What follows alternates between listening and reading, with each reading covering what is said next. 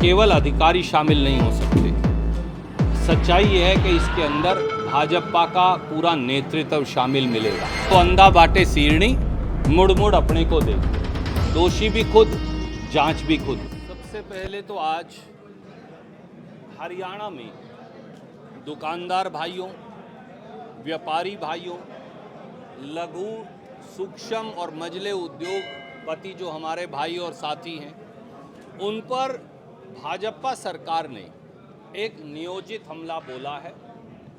दुकानदार की दुकानदारी ई-कॉमर्स और रिटेल को खोलकर उसके माध्यम से ख़त्म करके, आड़ती की 2.5% आड़त को ख़त्म कर और उसे ढुलाई के ठेकेदारों के जंजाल और घटती के जंजाल में फंसाकर उद्योगपतियों को इस प्रकार जो चौतरफा दुनिया में संकट है, उनका माल, चाहे वो चावल उद्योग का माल पड़ा है बंदरगाहों पर, और चाहे पूरा कपड़ा उद्योग बर्बादी की कगार पर खड़ा है, उनका माल जैसे खराब हो रहा है, उसकी कोई मदद ना करके आज इसे लेकर मंडी में हमने सबने रामनिवास मित्तल जी, रामचंद्र गुर्जर जी, कुलदीप दिलोवाड़ी जी, इनके नेतृत्व में बैठक कर ये निर्णय किया कि हम मिलकर हमारे आड़ती भाइयों, दुकानदार भाइयों, उद्योगपति भाइयों के साथ उनकी मांगों को लेकर भी संघर्ष करेंगे। स्वाभाविक तौर से ये सवाल भी आया जो आप साथियों ने पूछा। कैथल सहित पूरे हरियाणा और देश के बच्चे आज जंतर मंतर पर बैठे हैं। सरकार क्या कर रही है? जो वो भोजन खा रहे हैं ऑनलाइन ऑर्डर करके, वो उस भोजन के पर्चे उठाकर उन कंपनियों, होटल और रेस्टोरेंट को नोटिस दे रही है कि तुम इन बच्चों को खाना और पानी नहीं दे सकते। सरकार क्या कर रही है? सरकार ने जंतर मंतर नहीं, पूरी दिल्ली के 2.5 किलोमीटर क्षेत्र में चारों तरफ इंटरनेट की सेवाएं बंद कर दी। सरकार क्या कर रही है? सरकार फेशियल रिकॉग्निशन के कैमरे निकालकर हमारे बच्चों की फ़ोटो लेकर उन पर आपराधिक मुकदमे दर्ज करने की तैयारी कर रही है। सरकार क्या कर रही है बीजेपी की? सरकार उन बच्चों के खिलाफ नेशनल सिक्योरिटी एक्ट लगाने की पावर कहते हैं कि दिल्ली पुलिस कमिश्नर को दे रही है। सरकार क्या कर रही है बीजेपी की दिल्ली के जंतर मंतर पर? वो उन बच्चों को पैलेट गन से मार रहे हैं, जैसा राहुल गांधी जी ने दिखाया।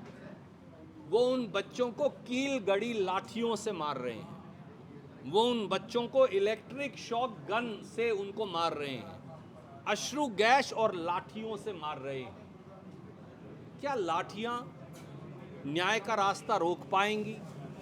क्या पैलेट और अश्रु गैस की गन्स न्याय का रास्ता रोक पाएंगी? और हमारे बच्चे क्या कह रहे हैं? वो कह रहे हैं धर्मेंद्र प्रधान का इस्तीफा लो, बच्चों को मुआवजा दो और संसद में चर्चा करो। मोदी जी क्या कर रहे हैं? कह रहे हैं कल कैबिनेट मीटिंग बुलाई और अपने मंत्रियों को कहा इंस्टाग्राम पे रील बनाओ, रील बनाओ। रील बनाने से देश चलेगा? देश का प्रधानमंत्री कह रहा है रील बनाओ, इंस्टाग्राम पे रील बनाओ, फॉलोवर बढ़ाओ।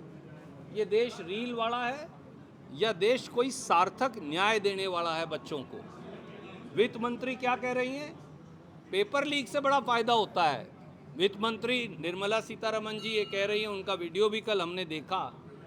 वो कह रही हैं पेपर लीक से बच्चों को और टाइम मिल गया। अब हम समझ गए 152 पेपर क्यों लीक किए हैं। ये तो बच्चों को टाइम देने के लिए कर रहे हैं। इसका मतलब आगे भी ये पेपर लीक करवाएंगे क्योंकि बच्चों को टाइम मिलता है। एनटीए के अंदर केवल 25 कर्मचारी हैं। कच्चे कर्मचारियों या कॉन्ट्रैक्टल एम्प्लॉयज़ को हटाकर कह रहे हैं ये होगा। अब मोदी जी ये कह रहे हैं कि हम कानून लाएंगे।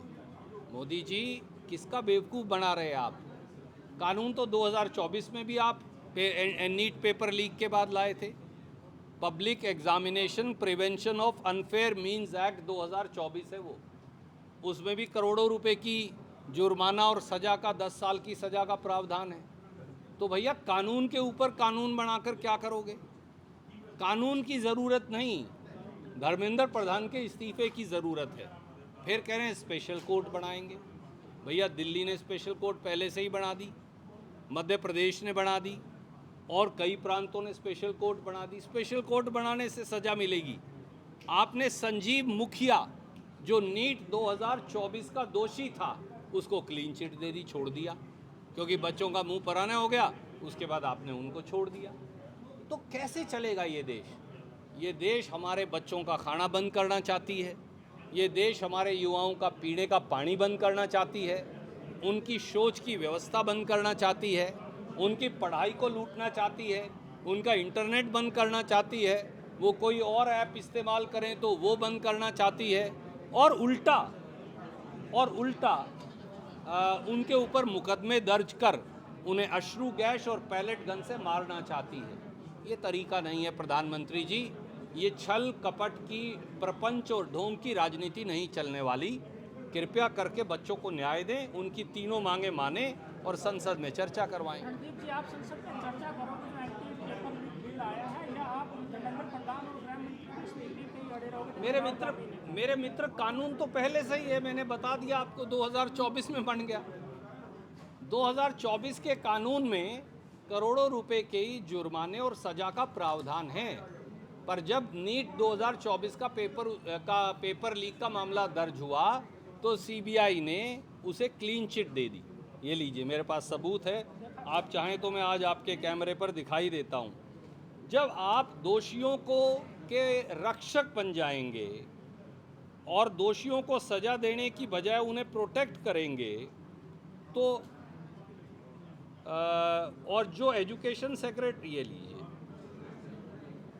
नीट 2024 के संजीव मुखिया को क्लीन चिट। तो जब आप उन्हें क्लीन चिट ही देने वाले हो तो कानून क्या करेगा? कानून में समस्या नहीं है, मोदी सरकार की मंशा और में जो बेईमान है उसमें मंशा है। एक मंत्री को क्यों बचा रहे हो आप? इस्तीफा ले लो। क्या राज है? किस प्रकार का राजदार है वो, जिसे बचाने के लिए प्रधानमंत्री और पूरी सरकार लगी है? ऐसा क्या राज उसके पास है? इंक्वायरी होगी, अगर वो दोषी है सजा मिलेगी, नहीं निर्दोष है तो सबके सामने आ जाएगा। बीजेपी भी विरोध प्रदर्शन कर रही है, करे कांग्रेस राज में पेपर लीक होती है। देखिए मित्र, अपना हरियाणा में तो वो एक कहावत है ना, छाछ तो बोले सो बोले, छलनी भी बोले, जिसमें 1000 छेद। पहली बार हिंदुस्तान के इतिहास में पब्लिक सर्विस कमीशन में करोड़ों रुपए की अटैची नोटों की हमने पकड़ कर दिखाई चेयरमैन और सेक्रेटरी के कार्यालय से। आज तक उसे सज़ा मिली? चेयरमैन को, मेंबर को, किसी को कोई सज़ा नहीं मिली। हरियाणा में मैं खुद 78 पेपर लीक के मामले उजागर कर चुका। आपने भी देखा, आप तो चश्मदीद गवाह मेरे साथी हैं, पत्रकार होने के साथ साथ हम एक शहर के रहने वाले हैं।